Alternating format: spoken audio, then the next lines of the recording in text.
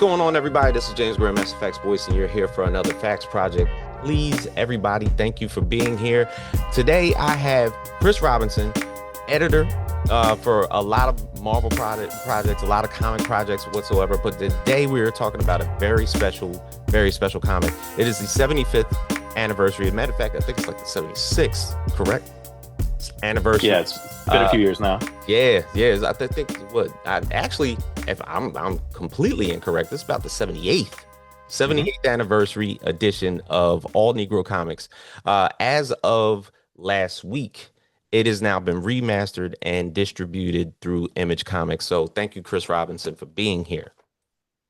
Thank you, James. Appreciate the time. Absolutely, man. So to talk about this in context, because it is very important.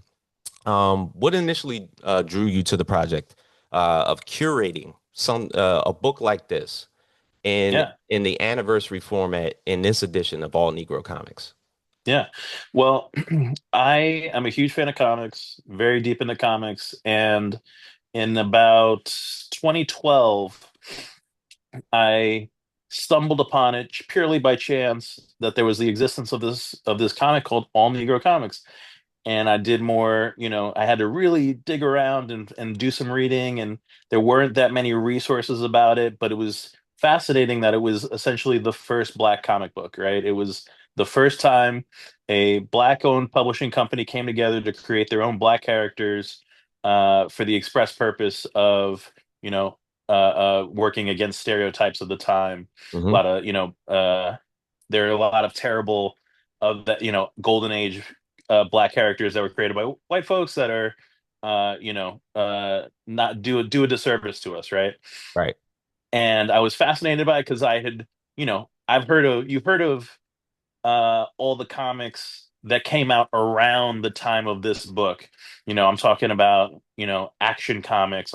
Number one, Batman number one, 39, the 40s, like this All Negro Comics comes out in 1947. Then you have, couple of a decade plus later, you have Fantastic Four, the first issue of Black Panther. Like, we know all these comics that came out around this comic, All Negro Hmm. Comics number one, and it's but had never heard of All Negro Comics number one. So Right. when I found out about it and the importance of it to history, I was shocked, and I was a little saddened that somebody wasn't it wasn't being held to the same import and brought to the masses as this piece of history. So Yeah. I took it upon myself, like, in 2012 I was just trying to get into comics. In By 2015, I started working at Marvel Comics, and I worked there for like 6 years. And then during the pandemic, I went independent, and I started doing my own stuff. And I remembered this All Negro Comics, and that was a project that I wanted to resurrect in a bit, in a certain way. And so I threw my all my effort towards that, creating like I said, that there weren't that many resources about it. So I wanted to create a resource that people could have access to the book, Yeah. the history of the book, and then have some fun with the characters beyond that, because that's always important to me as well. So that's where I started, and that's where we landed. And then by 2022, that's when I did a Kickstarter, and we put the book out independently. We did Hmm. a hardcover version, and that one was titled All Negro Comics 75th Anniversary Edition, was the hardback version. And then sold really well, and it continues to sell. I sold through that stock very quickly. And I was able to work out a deal with Image Comics where they would publish a soft cover version under the title All Negro Comics: America's First Black Comic Book. And so now that is a soft cover, so it's much cheaper, and it has wide distribution through Simon and Schuster. So Hmm. it's like even more accessible, because if the game plan was like, how do I get this project, this 1947 golden age piece of trivia in front of people, this was the next step in getting it into stores, libraries, etc., through wide distribution that way. Definitely. Now, with you being the editor of this edition, what were like some of Hmm. like the biggest challenges that you probably faced in remastering and basically contextualizing an archived work like this? Yeah. Yeah, I mean, I'm not I wouldn't call myself a historian by any, any stretch. I rely on a lot of great people. That's what good editors do. They find the best people Hmm. to work with them. So I got to give. So on the restoration front, Tony Washington, who's an incredible colorist, and actually, illustrator in his own right. So he had worked for Wildstorm back in the day, if you remember Hmm. them, Yep. part of the Image crew, and then so he did the restoration. He took the we had some scans, and he sort of uh, recolored them, but kept the old flavor of how he didn't try to make it look like new or totally cleaned up. It still has some of the noise and cracks of age, but Yeah. it's definitely much more readable and complete. A lot of the scans out there, a lot of copies out there are like damaged, water damaged, or just Hmm. straight up just ripped in half. So he was able to put together some really pristine looking pages that are we didn't, again, like, I don't want to overstate, like, he didn't add anything or change anything or draw anything new. Like, it's taking what existed and just sort of like sprucing it up and putting it together, so it's sort of uh it has a little bit more so you're not fighting to read it. Okay, so Hmm. that's that part of it. And then the in terms of the history part, I worked with Dr. Quiana Whitted, who is a comic scholar, who her book, Desegregating Comics, is very also talks about the golden age of comics and race, and, like, how we got into um the industry in that time. Yeah. So she is she is the name in terms of comic historians who focus on that era, that specifically that 40s era. And she also has another book called about race in EC Comics, which is, like, also super fascinating. So Mm. I would, anybody who reads all Negro Comics or is intrigued by this conversation, I told them they should also seek out those other books. But she has an essay that talks that has the full history of, like, all the folks that worked on it, and Hmm. where it started. It started in Philadelphia. Orrin C. Evans, like, all the details, the names, dates, places, anything that you would need to write, like, a school paper on the Right. book, right? So that's it's very functional that way. And so she handled that essay. And then there are a couple other essays in there, and then we did some new stories that are Yeah. just for fun. But again, like, I shout out if you're asking me how it got done, it got done with the help of some really, really talented other folks helping me along the way. Word, and I'm actually familiar with Kiana Whitted because geographically It's speaking, great. because Rutgers University is basically Hmm. where she compiled most of those two books and everything from that area, and then also Great. just the book itself. Originally the team that put that together was a part of the Philadelphia Record, which I could think went Hmm. defunct in like 1947 and ultimately became the Hmm. Philadelphia Inquirer, which is our new newspaper now. I live in South Jersey, so we're more Oh, okay. we're more correlated to Philly than we are to New York. Yeah, So I get it. I get so it. That's cool. that's the thing. Like Yeah. geographically speaking, it's kind of like it melds in because we're all very familiar with it. But the more that it's Hmm. come out and more it's being reintroduced as it is right now, it's always like a big Hmm. thing. Now, Yeah. the new edition, when we're Hmm. talking about like the featured essays, which we just talked about with Kiana Whitted, and the new stories by a lot of these great Black creators, and the digitally remastered version of the original issue. How did you decide which new creators to include? That is interesting. So Was I there a, went with a lot of people. was there a criteria? The criteria is, I wanted to work with you. So you see a lot of people that I've already worked with in the past Yeah. in there, like Ray Anthony Height. He and I had, back to my Marvel days, he had done a bunch of issues of Moon Girl, Devil Dinosaur, a few other things here and there over the years. So he was an easy call to make. There were just some other folks that I had seen, on Instagram, that I like their work. They fit the criteria. I mean, part of the criteria was you had to be black on some level, right? That's good Obviously. criteria to start with, right?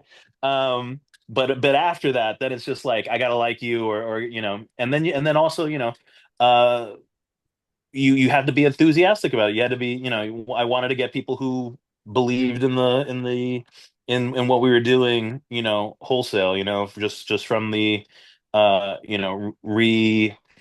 reintroduction, I guess you would say, of these characters back into the spotlight. They're Yeah, because they're super cool characters, even though they're from 1947. I mean, Superman is from the 19 the 30s, right? And yeah, he's super cool too. So, but you'd be surprised for a comic written in 1947. Other than a few things here and there, like it still reads pretty modern. it does. It's not a hard read at all. So Yep. yeah. I actually had like a podcast earlier this month with David Brothers, who Right, right. I love that guy. yeah, Yeah. who has an essay in the new remastering of the book.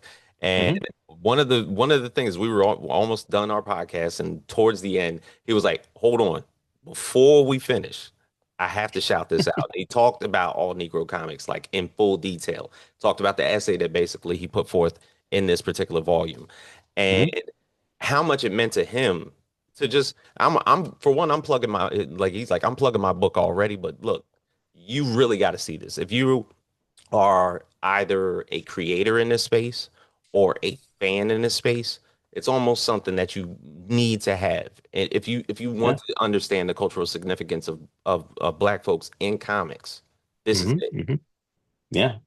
Absolutely. It's a puzzle piece. Like without it, you do not have a full picture of the industry as it is, Um, and I gotta David is incredible. I was always been a fan of his back to his critics days on Fourth Letter, Mhm. Comics Alliance. Like I was always a fan of his. I never had a chance to really work with him. And so, when I was putting this together, I was thinking about, who, again, who do I like, who fits that criteria, but also, he jumped out immediately. You know what I Yeah, mean? He was like immediately like, oh, finally here's an opportunity where I could give this guy a call and see if we can do something. And I'm really lucky that he agreed. He was available. that was great. Now, how Yeah. much the original characters, Ace Harlem, Lion Man, the Hmm. stories that you could preserve, were they Hmm. unchanged? Like how much of the adaptation was required? I mean, the full All Negro Comics #1 is in there untouched, like cover to cover. Okay. That's in there. No, nothing's been cut, nothing's been altered. That's in there.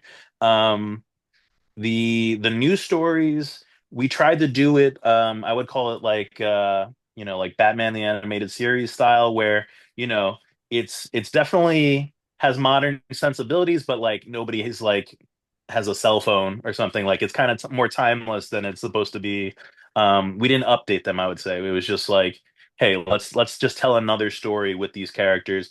And did it take place in 1947 or did it take place last week? It could go either way. It's like, it's just it's open to interpretation, I guess you could say. Um, but yeah, I mean, they don't really need an update. I mean, they are public domain, so if folks want to go out and do their own take on a character, that type of thing, go for it. But I think, the character, the looks and the designs and the names and all that stuff, I think that's super cool stuff, I'm Yeah. I'm for it Now, as is. definitely. Now, the original publisher, Orrin Evans, Hmm. of course, the trailblazer of this, and basically was the person that ultimately just put this group together to make this first particular issue. What do you feel Hmm. like his greatest legacy is? Like, what is, to be honest, like if there was something that you Yeah. wanted to tell him about Oh his man. legacy and putting this together, both in his time and for modern creation? Yeah. Yeah. Well, he Orrin C. Evans is a fascinating character on his own. Even if he never made this book, Right. this comic book, he would be fascinating because he was like the first journalist to break the color barrier. So he was Mm, a black reporter writing for white newspapers. Like truly, like he has a NAACP award. Like he's truly like on his own, super fascinating, right? right. And he I guess what I would tell him is like it worked because so in the beginning of at the very start of the issue of the All Negro Comics #1 from 47, he writes like a letter from the editor Yeah. where he talks about what are his aspirations with this project, that and it's everything that we've been talking about in terms of like creating a um positive stereotypes or positive portrayals of black folks in media, and sort of fighting the negative stereotypes that were out there at the time, and teaching having something for the whole family because it's a comic book, but it's not just a superhero story. There's a crime story. There's like the Due Dillies characters, which are like for babies essentially, like it's Yeah. very very young. There's prose stories, so like he created something that's for the whole family. And I guess I would want him to know that like we still remember the book. Thanks for making it. It's still around. We're doing our we're keeping it as as public as putting a spotlight as much as we can, but also we as a community have like grown beyond. Like I tell him about Yeah. Milestone Comics, that would probably blow his mind, right?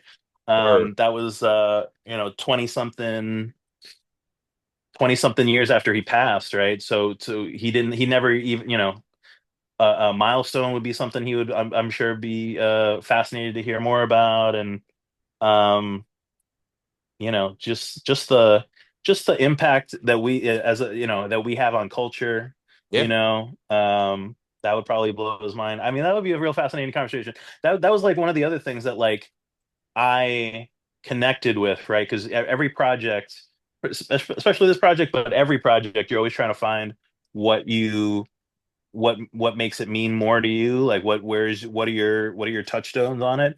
Yeah. And him as obviously I didn't break the color barrier in comics, but like I'm very used to going into publishers and being one of either the only or one of two black folks working in comics at any one time. And so in that way, like I sort of I want like I don't want to overstate, but like I feel like that meant a lot to me that he was making a space for us Yeah. even back then. And then you have the milestone in the 90s making a space for us again. Mhm. And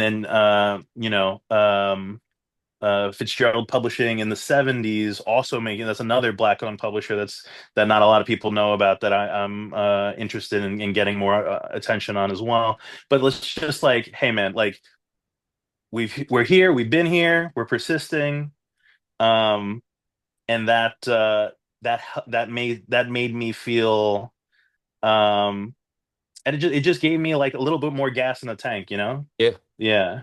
Now, every achievement, of course, is met with its own challenges, even with this particular book. The original print run, and if it literally, as it was put up in the description with through Image Comics when it was put out, it says that the original print run was quickly removed from newsstands and faded into the Hmm. obscurity.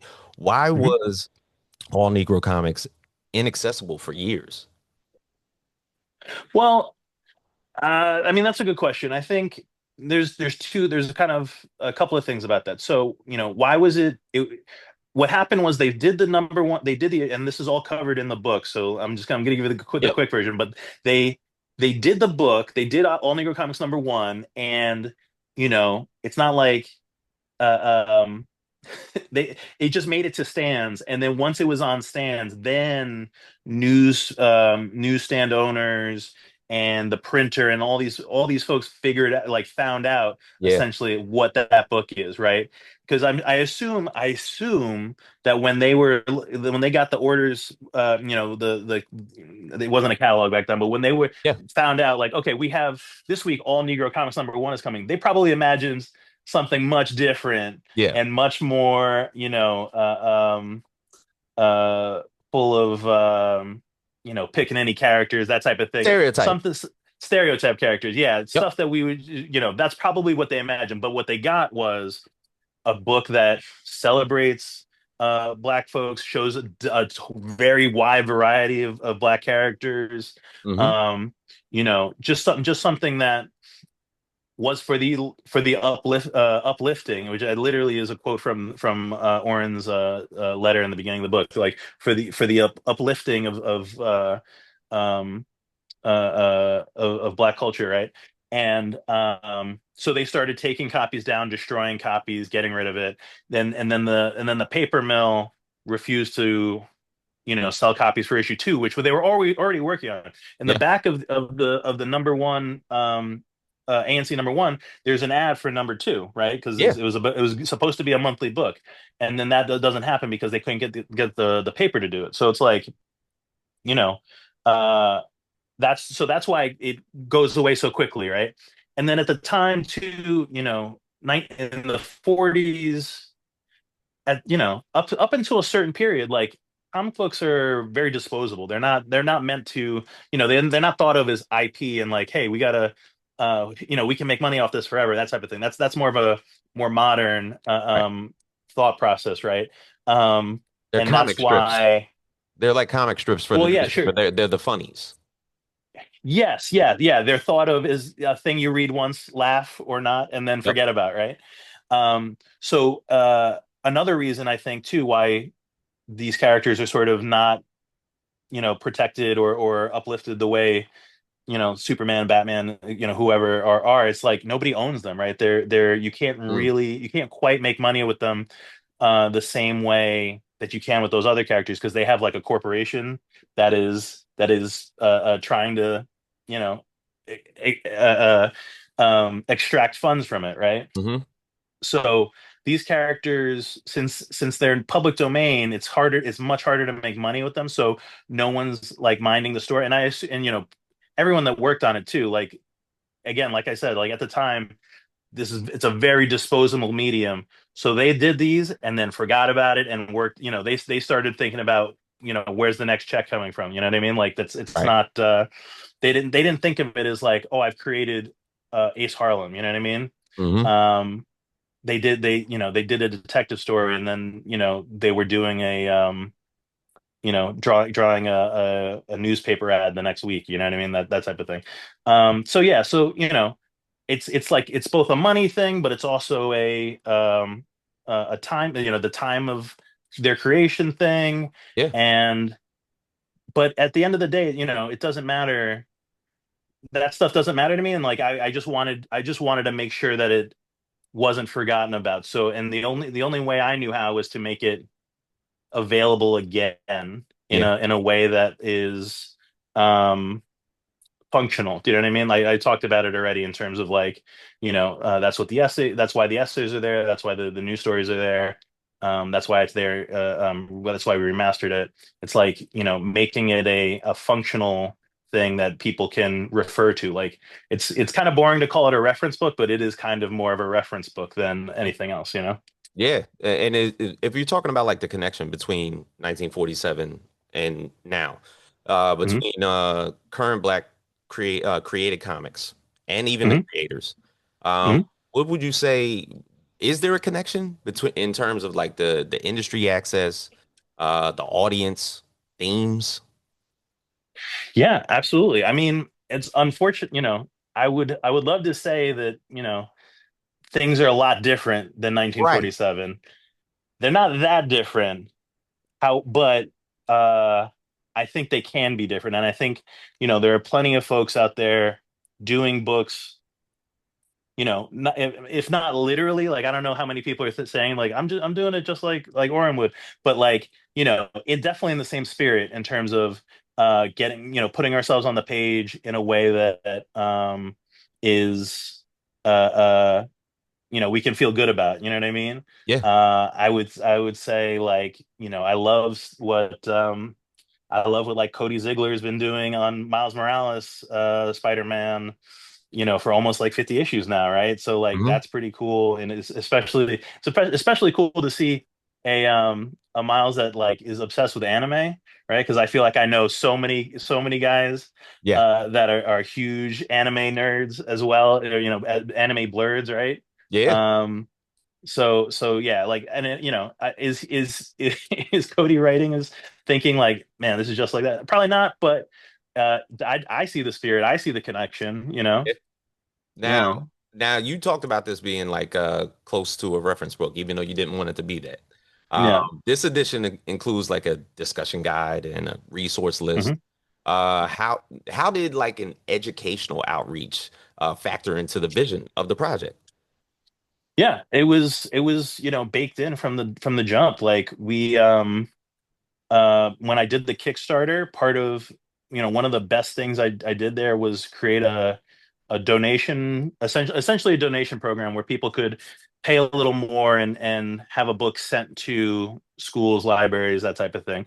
So we donated like 500 copies of the print run to schools, libraries, um, to make sure to so that just to make it totally easy. And every place that got a donation copy also got a separate um discussion guide that now appears in the soft cover on the back on the last page. Wow. So it would just it seemed, it was so people asked about it and so many people were interested in it that it was just like makes it made a lot easier to just put it in the book for the mass market edition. Yeah. Now you talked about Tony Washington, of course, being in the book. These are all like newly Hmm. added stories. Micah Peters, we talked about David Brothers. Um, Hmm. Obviously Hmm. adding all of these creators, it provides new directions, the reinterpretations. Hmm. Did those start to emerge throughout the book? Uh, I'm not sure. I think, everyone, like I said, I went to folks. It's not like they had, burning, this wasn't on their bucket list, right? It was just like, I proposed like, oh, would you ever consider writing doing a story with this character, that type of thing. And when they heard about it, they were like, oh, that's dope. Let's do that. Yeah. Um, but I mean they can, and I'll tell you what, in the promotion and the discussion of the book, when people find out about these characters, Yeah. I'd run into a ton of uh you know I run into a ton of black talent, either writers or artists, who are like, oh, this is really cool. I'm going to do my own story with Ace Harlem or whoever, right? And that's like, if you want to see, if we're tracing the effects of the 47 book to today, that's a pretty good ripple effect, to the Yep. present, right? Yeah, because Yeah. I believe what was it on Kickstarter? Troy Jeffrey Allen, Mhm. a good friend of ours, actually did a reinterpretation of Ace Harlem for his Afro Futures book.